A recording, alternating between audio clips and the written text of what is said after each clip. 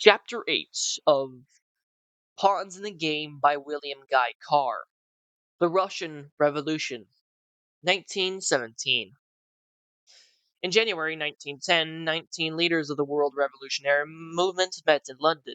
This meeting is recorded as the January plenum of the Central Committee. Ways and means were discussed to bring about greater unity.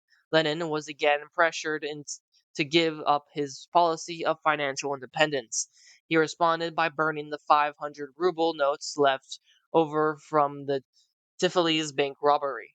Lenin was convinced it was just about impossible to cash the notes without getting caught by the police. The plenum decided to accept the newspaper Stoltsia Demokrata as the general party publication.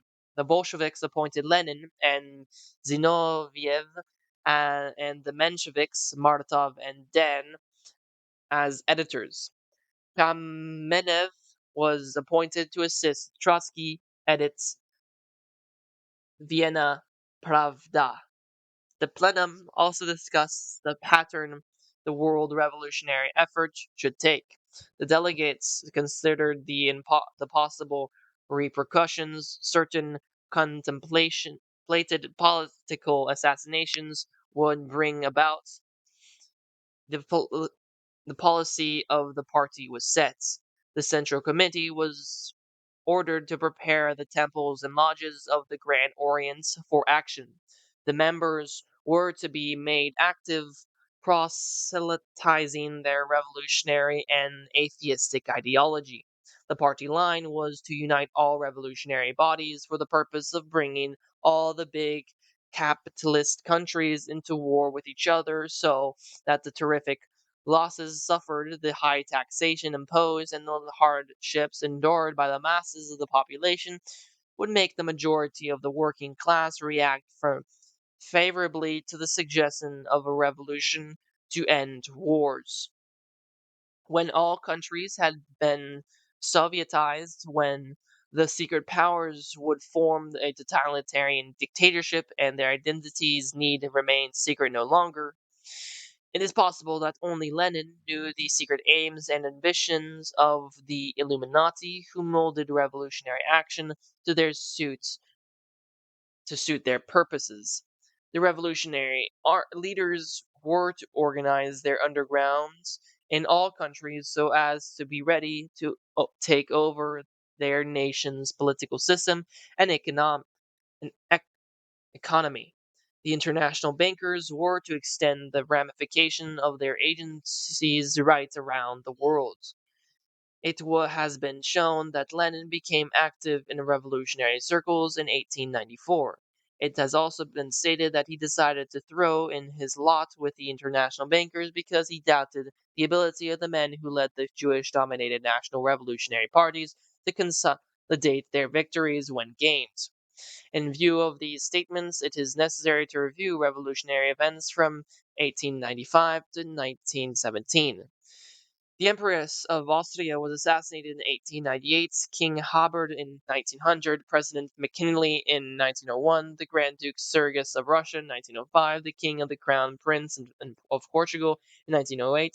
To prove that the Illuminati, acting through the Grand Orient Masons, were responsible for the political assassination of the following evidence is submitted. The leaders of the World Revolutionary Movement, meeting in Geneva, Switzerland, thought it was necessary to remove King Carlos of Portugal so they could establish a republic in Portugal. So, in 1907, they ordered their assassination.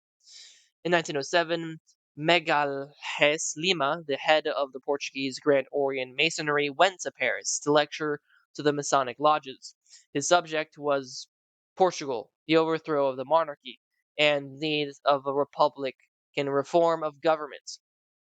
A few weeks later, King Carlos and his son, the Crown Prince, were assassinated. Continental Masons boasted of their success. Fervent Grand Orator of the Grand Orient of Belgium said on February 12, 1911, "Do you recall the deep feeling of pride which we all felt at the brief announcement of the 186th Portuguese Revolution? In a few hours, the throne had been brought down, the people triumphed, and the republic was proclaimed. For the uninitiated, it was a flash of lightning in the clear sky. But we, my brothers, we understood. We knew the marvelous organization of our Portuguese brothers, their ceaseless zeal, their uninterrupted work. We possessed the secrets of that glorious event. The leaders of the world revolutionary movements at the top level officials of the Continental Freemasonry met in Switzerland in 1912. It was during this meeting that they reached the decision to assassinate Archduke Francis Ferdinand in order to bring about World War I. The actual date on which the murder was to be committed was left in abeyance because the cold-blooded plotters did not consider the time was quite ripe for his murder to provide the maximum political repercussions. On September 15th, 1912, the Revenu International des Sociétés Secrètes, edited by M. Jewin, published the following on words on page 787 and 788. Perhaps light will be shed one day on these words spoken by the high Swiss Freemason. While discussing the subject on the, the heir of the throne of Austria, he said, "The Archduke is a remarkable man. It is a pity that he is condemned. He will die on the steps of the throne." Light was shed on those words at the trial of the assassins who murdered their heir to the Austrian throne and his wife on June 28th, 1914. This act of violence committed in Sarajevo was the spark that touched off the blaze that was developed into the World War I. Farrow's shorthand notes of the military trial is a most enlightened document. They provide further evidence that the international bankers used the Grand Orient Lodges to bring about World War I, as they used them in 1787 to 1789 to bring about the French Revolution. On October 12th, 1914, the president of the military courts questioned Kabrinovic, who threw the first bomb at Archduke's car.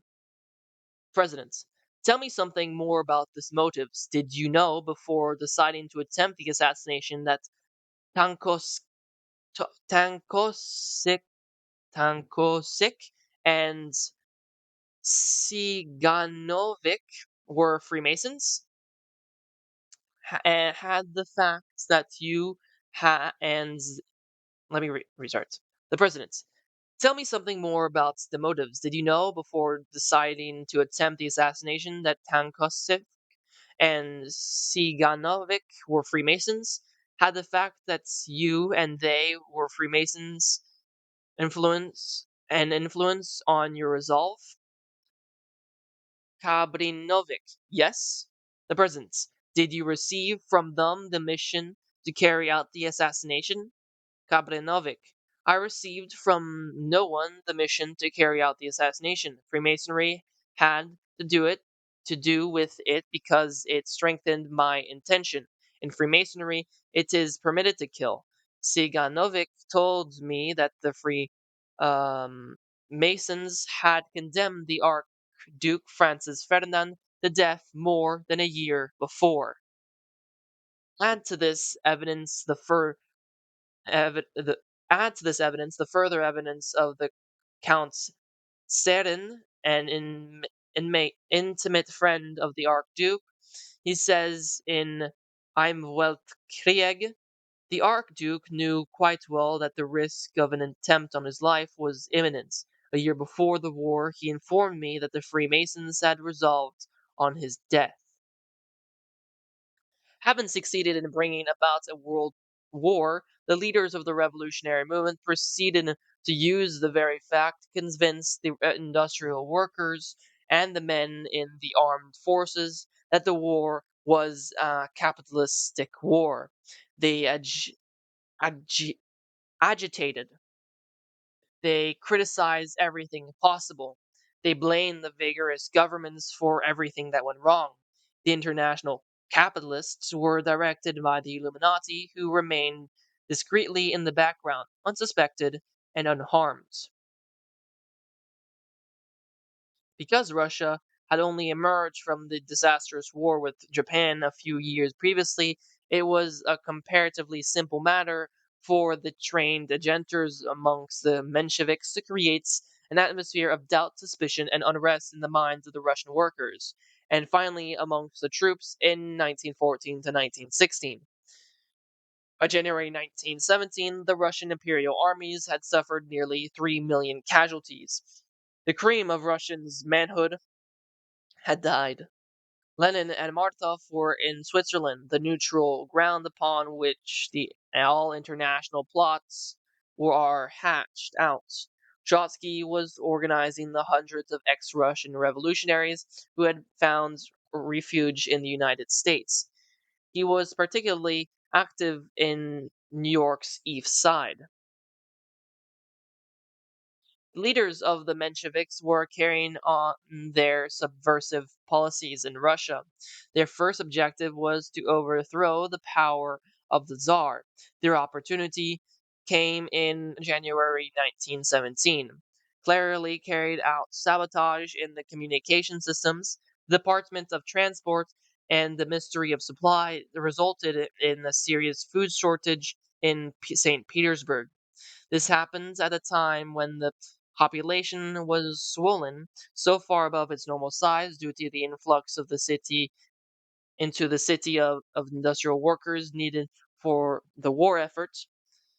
By February 1917 was a bad month. Food rationing was introduced. On March 5th, general unrest was evident. Bread lines were growing. On March 6th, the streets became crowded with unemployed. Cossack troops were brought into the city. The Tsar was still at the front visiting the troops. On March 7th, the Jewish leaders of the Menshevik Party organized the women to put on street demonstrations as a protest over the bread shortage. On March 8th, the women staged the demonstration. The revolutionary leaders then took a hand selected groups, staged diversaries demonstrations, gangs appeared here and there, signing revolutionary songs and raising red flags. At the corner of the Nevsky Prospect and the St. Catherine Canal, the mounted police and their Cossacks dispersed the crowds without inflicting any casualties. The crowds who gathered around those who raised the red flags and cried out for revolution weren't even fired upon. It looked as if definite orders had been given to avoid, at all costs, a repetition of what happened on Bloody Sunday 1905. On March 9th, the Nevsky Prospect from the Catherine Canal to Nikolai Station was jammed with milling crowds, which became bolder under the urgings of agenters. Cossack cavalry cleared the street.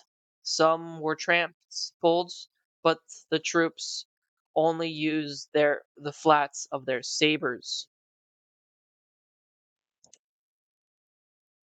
No time or firearms used. This tolerance infuriated the revolutionary leaders, and the agenters were directed to increase their efforts to bring the people into physical conflict with the police and troops. During the night, the revolutionary leaders set up machine guns in hidden positions throughout the city. On March 10th, an unfortunate incident provided the tiny spark necessary to kindle the revolutionary tinder which had been piled up and soaked with inflammable oratory. The big crowd had gathered about Nikolai's station. About 2 in the afternoon, a man, heavily dressed in furs to protect himself from the cold, drove into the square in his sleigh. He was impatient. He ordered his driver to go through the crowd. He misjudged the temper of the crowds. The man was dragged from the sleigh and beaten. He regained his feet and took refuge in a stalled streetcar. He was followed by a section of the mob, and one of them, carrying a small iron bar, beat his head to a pulp. This single act of violence aroused the bloodlust in the crowd, and they surged down Nevsky, smashing windows. Fights broke out. The order spread until it became general. The revolutionary leaders, by prearrangement, fired on the mob from their hidden positions. The mob attacked the police. They blamed the police for firing on them. They slaughtered every policeman to a man. The inmates of the prisons and jails were then released to stir up the bloodlust.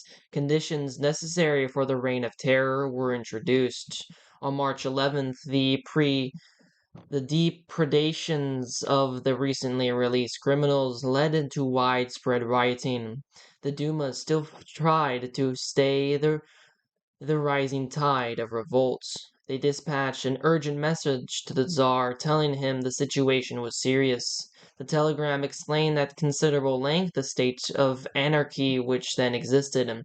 Communist cells within the communication system sent another message. The Tsar, upon reading the telegram he did receive, commanded the dissolution of the Duma.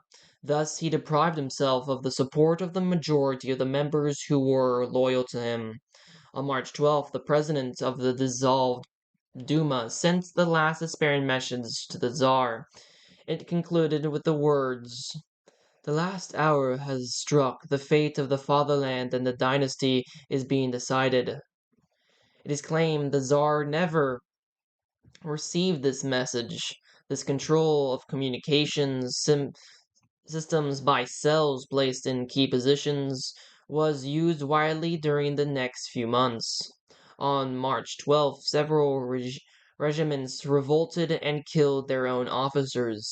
Then, unexpectedly, the garrison of the St. Peter and St. Paul fortress surrendered, and most of the troops joined the revolution. Immediately after the surrender of the garrison, a committee of the Duma was formed consisting of 12 members.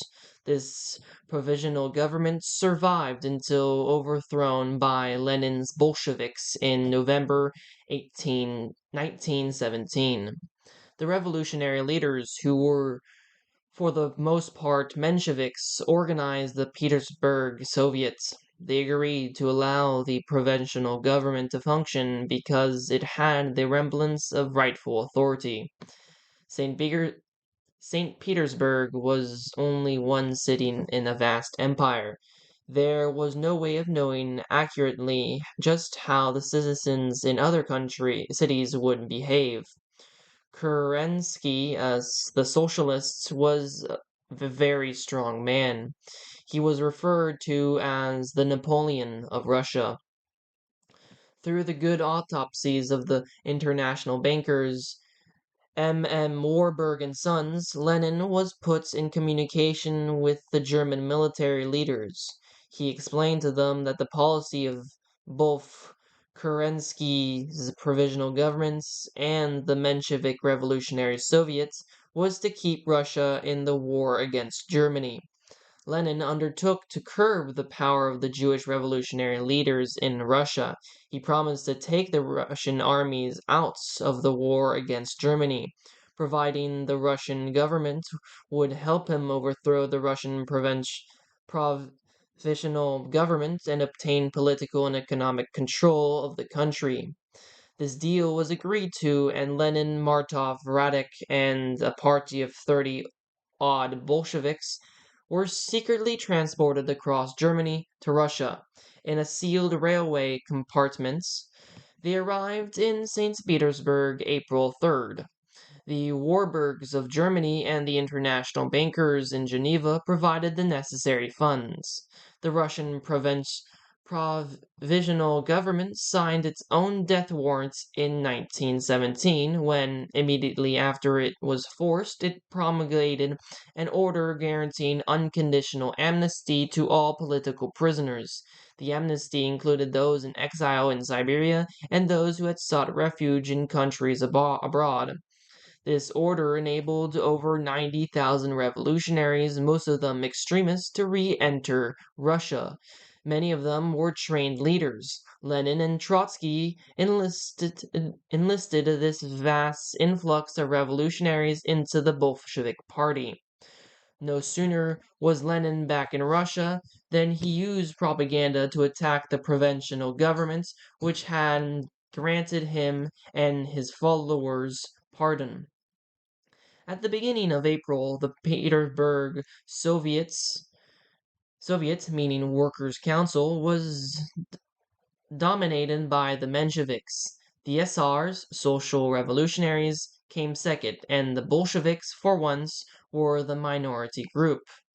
The policy of the provisional government was to continue the war effort because the majority of Russians considered the totalitarian ambitions of the German Black Nazi warlords a direct threat to Russian sovereignty. This policy was vigorously supported by Chieditz, who had assumed the presidency of the Petersburg Soviets in the absence of Martov. Vice President Skobelev of the Soviets, who was also a member of the provisional governments, also supported the war effort because he thought that if the revolutionaries could help bring about the defeat of German, Germany's armed forces, they might be able to help the German and Polish revolutionary groups to overthrow the German government in the hour of its defeat. Lenin's one object at that time was to obtain leadership. He attacked the policy of the provisional government. He accused its members of being instruments of the bourgeois. He openly advocated its immediate overthrow by violent means.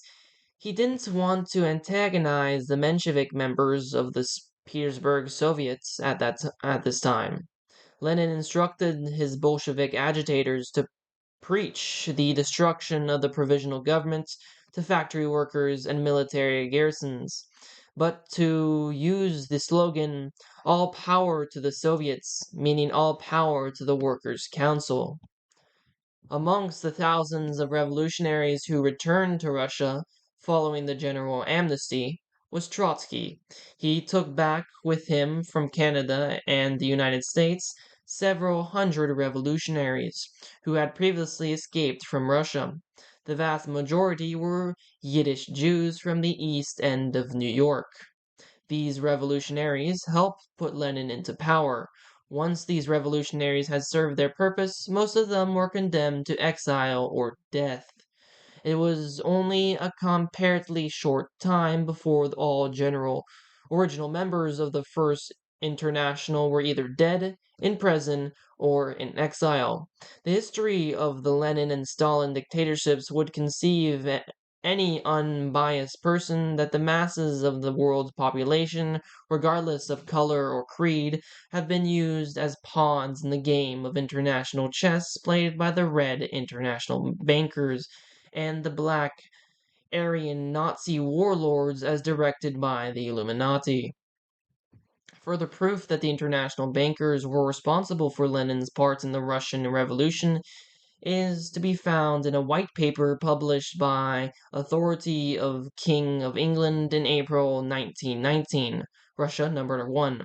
But the international bankers, through the dictators of the Bank of England, persuaded the British government to withdraw the original document and substitute another in which all reference to international Jews was removed. Francois Coty in Figaro, February 20th, 1932, states the subsidies granted to the nihilists in Russia and elsewhere at this period by Jacob Schiff were no longer acts of isolated generosity. A veritable Russian terrorist organization had been set up in the United States of America at his expense, charged to assassinate ministers, governors, heads of police, etc. The Illuminati, who used communism and Nazism to further their secret Italian ambitions, organized revolutionary actions in three steps or movements. 1. The changeover of the existing form of government, regardless of whether it be a monarchy or a republic, into a socialistic state by constitutional means if possible. 2. The changeover of the socialist states into a proletarian dictatorship by revolutionary action. 3. The changeover of a proletariat dictatorship into a totalitarian dictatorship by purging all influential people who may be opposed. After 1918, all Russian Jews were either revolutionary Jews, clinging tenaciously to the Marxian theories and working for the establishment of an international of Soviet Socialist republics, Trotskyites, of they favored returning to Palestine, the Zionists. Miss B. Bakerville, in her book The Polish Jew, published in 1906, has this to say about the ghettos on pages 117 through 118. The social Zionism aims at converting the Zionists to socialism before they go to Palestine in order to facilitate the establishment of a socialistic government. In the meantime, they do their best to overthrow those European governments which do not attain to their political standard. Their program, which is full of socialistic ideas, includes the organization of strikes, acts of terror, and the organizers being very young acts of folly as well. The secret power behind the WRM also controls political Zionism, yet the vast majority of the Jews who work for Zionism are absolutely ignorant that they are being used as pawns in the game of international chess.